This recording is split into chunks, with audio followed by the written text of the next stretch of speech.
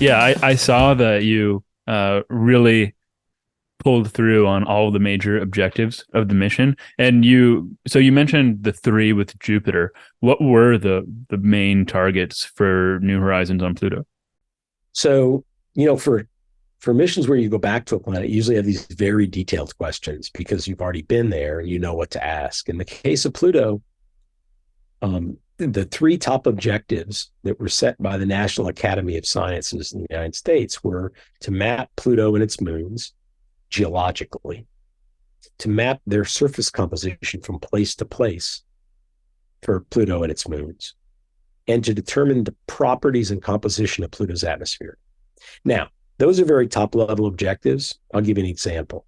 When we talk about the atmosphere, we had very detailed objectives about determining composition to a very specific accuracy, about determining the properties of the haze particles and clouds in Pluto's atmosphere, about understanding the temperature structure of the atmosphere, the pressure structure of the atmosphere.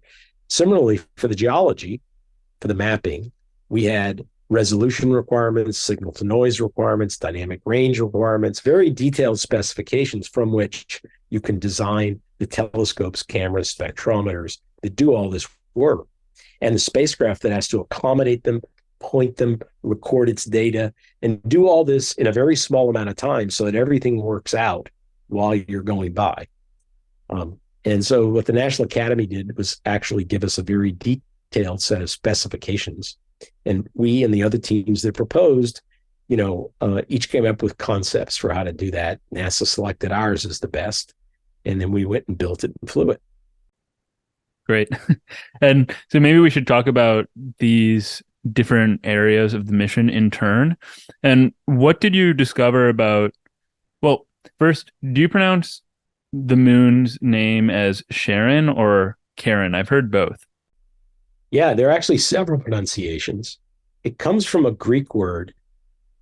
It's the name of the big satellite comes from Greek mythology, Hmm. and, and I don't even think I can pronounce it right. I'm not a Greek scholar. Right. I think technically the proper pronunciation is something like Charon, but no one says that. And in particular, the reason for that is because the guy that discovered Pluto's large moon, a guy named Jim Christie, went to Greek mythology, and one of the choices, Charon, sounded to him a lot like his wife's name, Sharon. So he asked everybody to pronounce it like an SH in Sharon.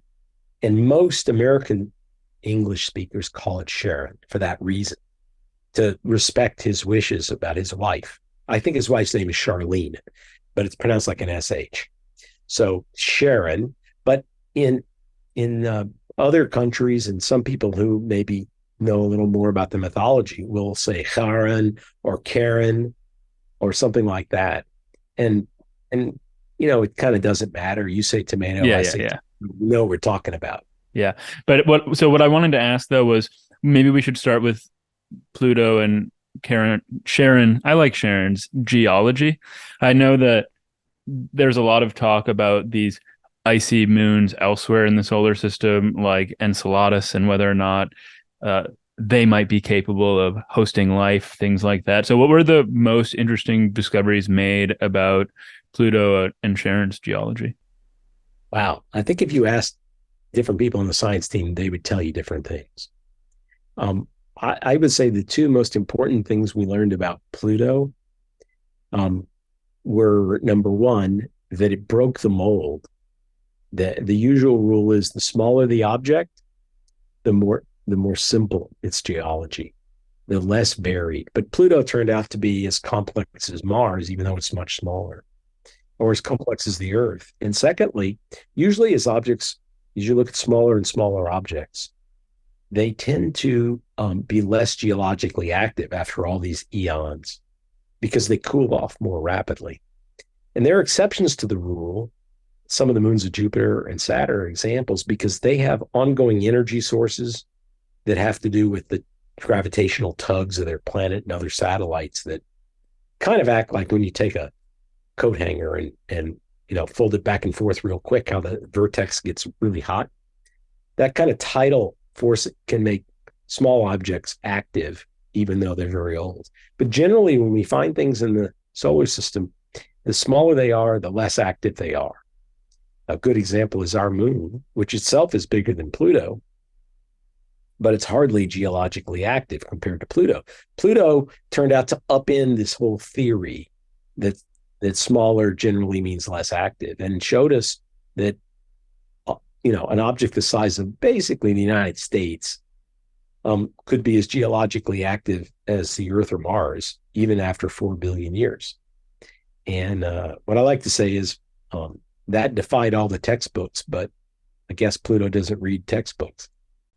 So does that, when you say that it's geologically active, that means it has a hot core, there are plate tectonics, volcanic activity, all sorts of things like that?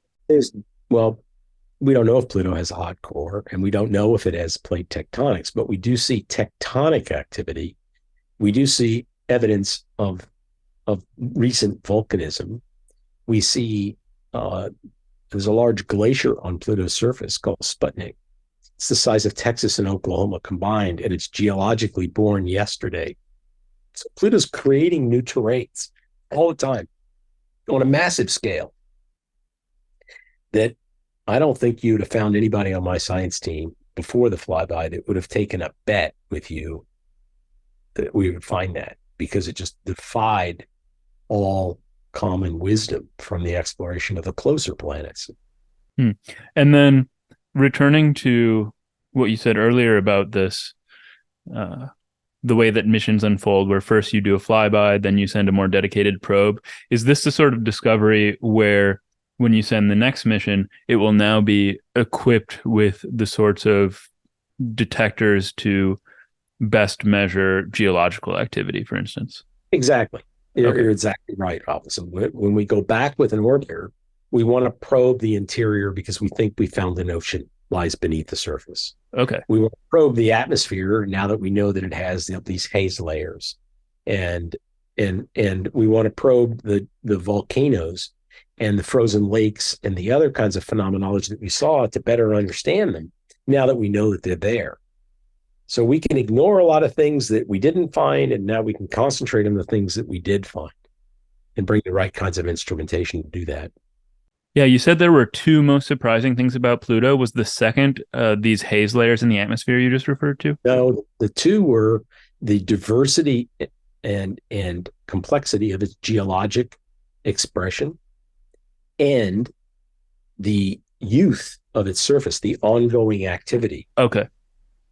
Interesting. And then both of those completely defied expectations. And they're like meta. They're not like, oh, we were surprised to find a specific thing like a volcano or clouds or what have you, evidence for an ocean.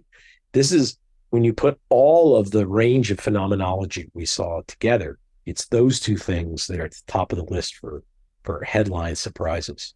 Yeah, so they're meta in the sense that they upend a model or theory that goes way beyond just Pluto. Yes, but they're also meta because you don't learn them from seeing one type of geologic structure or atmospheric property.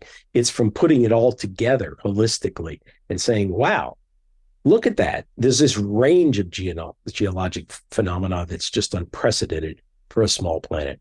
There's this range of activity on very many different time scales and on different spatial scales that was not predicted. And were there similarly surprising discoveries made about Charon or other of Pluto's satellites? Well, yes, for Charon in particular. The small satellites we didn't come as close to, and because they're smaller, we just put less pixels on them, so we don't see them as well. We have their basic shapes, their basic compositions, their basic masses, but we even have a little bit of information on their composition, but we don't see them in as much detail because the main targets were Pluto and the big moon Charon. And realize the big moon is the size of Texas. It's big. But the next biggest moon is like the size of Houston County. It's really tiny by comparison. And then the other moons are even smaller still. So we went after the two main objects in the system and studied those in greater detail. And so what was exciting about Charon? Well, I can name a lot of things, but I won't I will tell you, it's not as exciting as Pluto Okay. in my view, and I think the view of most people on the science team. But we did find really interesting properties. For example, we found a lot evidence of a lot of ammonia ice exposed on the surface, which means that its interior must somehow make or was born with a lot of ammonia, which is not seen commonly at other places in the solar system. That's a puzzle. Secondly, it's got a polar cap, but it's the opposite of every other polar cap, all of which are bright, icy things. This turns out to be a dark, organic residue polar cap, unlike anything else seen anywhere in the solar system. We found the largest canyon system in the solar system across Pluto's equator, I said Pluto's equator, I meant to say Charon's equator, caused by the freezing of the water ice in Charon's interior that created extensional stresses that cracked the whole girth of it around the equator.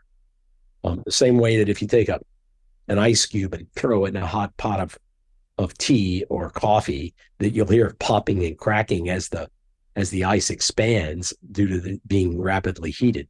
Something like that happened to Charon, but on a gargantuan scale that just completely dwarfs the Grand Canyon of the Earth. Wow. Well, the last thing that I really wanted to ask about regarding Pluto and Charon is that you already mentioned this subsurface ocean. And is it something where with Enceladus, for instance, people are thinking that this ocean might once have been or still be a potential home to life? And if so, is that something that future missions will want to be investigating more closely? Briefly, the answer is yes and yes. Great. Very All of cool. these oceans, these interior oceans that are so common that we didn't expect in the beginning of the space age, but we've learned to appreciate that they're very common, provide warm and nurturing environments where there may be biology, even far from the sun, like Pluto, where you wouldn't expect to have found life because temperatures on the surface are near absolute zero, but down below the surface, it's warm enough to have liquid water. And that might mean, we don't know enough to know, but it might mean that there's evidence like we see it in Enceladus of not just liquid water, but salty liquid water with organic compounds in it and evidence of hydrothermal vents, all of which is the case at Enceladus. Pluto, we don't know enough yet to know if that's the case, but I guarantee when an orbiter goes back, studying the putative ocean and its properties and its potential for astrobiology will be high on the list of objectives.